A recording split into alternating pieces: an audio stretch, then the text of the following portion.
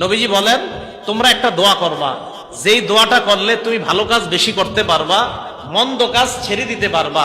তবে শোনো, এই দোয়াটা কিন্তু আমি তোমাদেরকে শিখাইতেছি এমন না, আল্লাহ স্বপ্নে আমারে শিখাই দিছে আর আমি তোমাদেরকে শিখাই দিতেছি।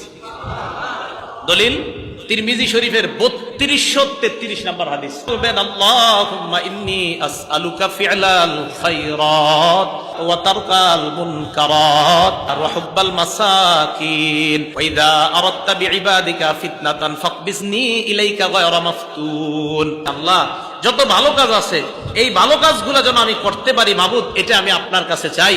আর যত মন্দ কাজ আছে আল্লাহ, এই মন্দ কাজ যেন আমি ছাড়তে পারি আল্লাহ, এটা আমি আপনার কাছে চাই। আল্লাহ, আমি যেন গরিবদেরকে ভালোবাসতে পারি, এটা আপনার কাছে চাই। শেষের দিকে আর কি বলতে বলছে? আল্লাহ, আপনি যখন আপনার বান্দাদেরকে ফিতনায় ফেলাইতে চান, ওই ফিতনায় পড়ার আগে আপনি আমাকে আপনার কাছে উঠায় নিয়েন। তাই মুসলমান, এই দোয়া আল্লাহ শিখিয়ে দিয়েছে আমাকে।